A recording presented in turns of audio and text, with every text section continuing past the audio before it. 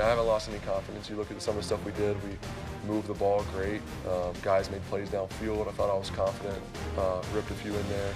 Had some good plays, but it doesn't matter if you don't win. So. That's right. Welcome into Teal the Show. None of it matters if the Jaguars don't win, and they did not get a W on Sunday against the Houston Texans. So, what went wrong? The play of Trevor Lawrence definitely didn't help the situation, and I hear many of you at home, you're worried about 16. I understand. He has played a few games, and he's never quite looked like the generational quarterback that many have billed him to be. This season, in the Jaguars' losses, Trevor Lawrence could have the finger pointed at him in all of them, that his play could have been the difference in the game. Right now at his career, it's pretty comparable with what you saw from Blake Bortles. You just don't know what's going to show up week in and week out. Some weeks, you get the guy who played against the Chargers or the guy who played against the Colts, but then other weeks, you get the guy that showed up against the Houston Texans or against the Philadelphia Eagles. Trevor Lawrence is not that dependable player at this point in his career. It's up and down. Now, Blake Bortles did take a big jump in the second year of his career, took through 35 touchdown passes, but his inconsistent play ultimately hurt the team then too. In his second year, Blake Bortles only was able to lead the Jaguars to 5 wins. We'll have to see what Trevor Lawrence can get done in year 2. Ultimately, the hope is that he can take a bigger jump. The book isn't done on Trevor just yet. There's still time to work with him. If he's what Blake was at the beginning of his career, that doesn't mean that he has to be what Blake was at the end of his career. Trevor Lawrence has a ton of potential, and Doug Peterson and the coaching staff know ultimately consistency is a tough thing for a young player to achieve. 3 years ago, he was in college, right? And he had an offensive coordinator. And last year, he had another offensive coordinator, head coach. This year is a new head coach, offensive coordinator. Everybody, you know, it's not, there hasn't been consistency yet, right? And so we're trying to build as a team and as a unit that consistency around him. Nobody wants to wait anymore. You know, there's always, you know, it's now, you know, and I get that. I mean, it's a win now mentality, and you know, it's our job to try to speed that up the best we can, you know, through practice, through prep, and just through teaching. Now, of course, Trevor Lawrence isn't the only player that struggled on the field on Sunday. Ultimately, the entire team didn't get the job done, and that's why they lost to the Houston Texans. Now, the team has their first losing streak of the season as they've lost back-to-back games. Their record sits at 2-3, and they fall out of that first-place slot in the AFC South down to third place. The question is, how are the Jaguars going to respond? They don't want that here we go again mentality to set in, as many in the fan base are already starting to feel. They need to still have confidence that they can go out there on the field and get the job done. The players in the locker room that have been here for a while say that things just feel different this year. They know that they've lost back-to-back games, but they know that they're a good football team that will win some games this year. You got some people who will take this loss and lay down. These people are tired of losing. We're tired. We're tired of it. And we're ready to get back to where we need to be at.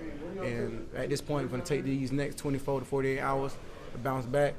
But the next team got to feel every bit of us. How's the team dealing with this right now? You know, you could tell everybody was a little frustrated because I thought, you know, we played a heck of a game, except for we just got to focus on the details, and then going back and watching film just frustrates you a little bit more. So we're all in good, I mean, obviously as good a spirits as you can be, but Coach Peterson talked about flushing it and moving on. We don't want one game to carry over into 2 games.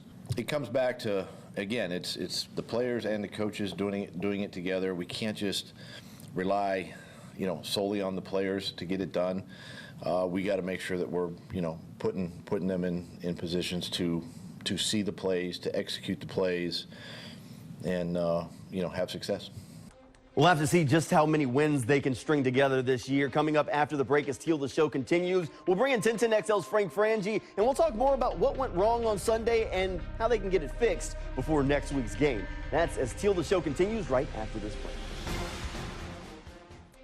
Welcome back into Teal the Show. We've now been joined by 1010XL's Frank Frangie. Frank, thanks for being here tonight. I know let's go ahead and get it out of the way. We got to talk about Trevor Lawrence. A lot of fans are worried about the young quarterback. How many starts has 16 made so far in his career? We talk about this every week, and that's the number that we go to. Yeah, that's kind of my thing, isn't it? It's kind of become my thing. I guess it's like 23 now, right? Somewhere thereabouts. 23 starts. That's the number. I think you're right. And, you know, listen, there's no there's no denying this. Trevor didn't play very well, and that's the story of the game, Jamal. We can talk about whatever we want to. The Jags were better defensively than the Texans were offensively. The defense played well enough to win that game. Trevor didn't play well, and he knows that, and Doug knows that. And what happens is every game is a referendum on who he's going to be to too many people. Plays really well against the Chargers, people decide he's there and he's going to be great. Doesn't play so well the last 2 games, now they're worried. The bottom line is he is a young quarterback, and he's a guy that's going to get better, but he's going to have some ups and downs, and Trevor Lawrence didn't play very well in this game, and that was the story of the game, and I don't think anybody would deny that. All right, look, the one thing that Doug Peterson keeps harping on, and he's been harping on it longer than fans have wanted to hear, is patience. He talked about it when we've asked him about Carson Wentz. Carson took a big jump in his 2nd season in the system. People always love to bring up how Josh Allen went from a bad quarterback to an MVP candidate and things like that. But he was underneath the same offensive coordinator, the same head coach. The messaging stayed the same. Today, Doug Peterson brought up Jalen Hurts, who in his 2nd year in a system has taken this meteoric rise and jump to where the Eagles are undefeated right now. He brought up Joe Burrow. All the young quarterbacks that people love to talk about how good they are in the NFL right now, were in a system for more than 1 year. Many of them, I mean, people love to talk about Pat Mahomes, Frank. Mahomes sat on the bench for his first year, learned the system, and then took this huge jump. I know people don't want to hear it, and I'm just as critical as Trevor as a lot of people out there, but there is a thing to being just a little bit patient with a young quarterback. Yeah, I think all those points are good ones, and all those comparisons make sense, Jamal. And Doug is wise to tell everybody, just relax a little bit. He's going to be fine, and I agree with Doug on that. But I think we have to be careful to do the comparisons anyway. Yeah. Even if some guys progress at a different point than other guys do. The reality is this league is full of guys who had all the looks in the field, and it took a couple years, and they got better.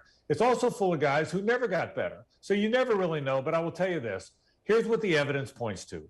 He's a big guy. He's got a great arm. He throws tight spirals. He's athletic. He's a really good teammate. He listens. He's a good guy to coach.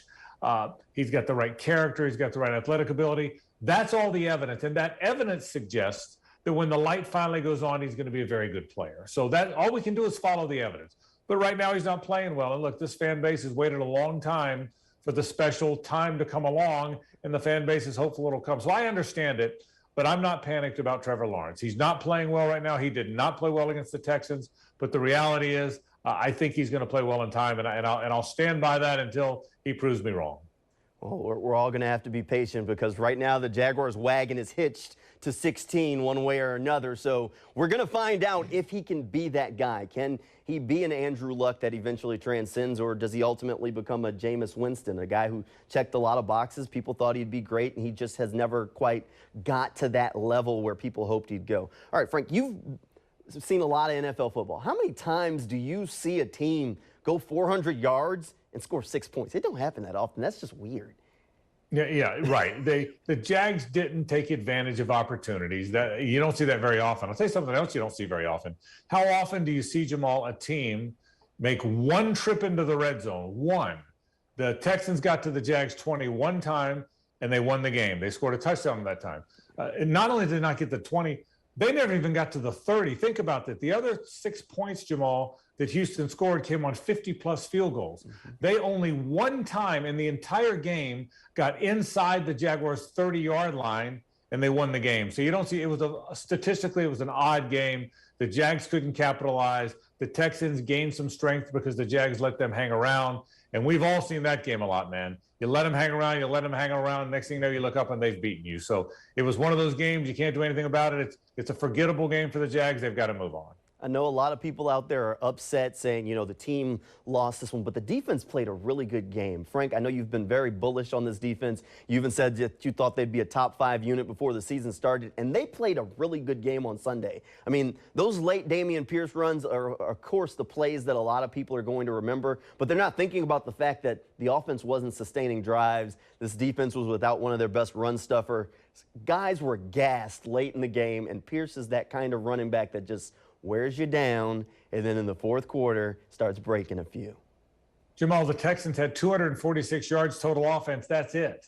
They scored they scored on 2 long field goals and one drive where the Jags helped them because Trayvon made the bad play. So the defense Every defense is going to give up a drive somewhere along the line. That's just the way it is. And you said it. The offense couldn't stay on the field. They were gassed because the offense wasn't doing its part. Look, this defense is good. They've proven that. We've seen that they shut out the Colts. They held the Chargers on the road to 10 points. They hung around in this game. The defense isn't going to be the problem.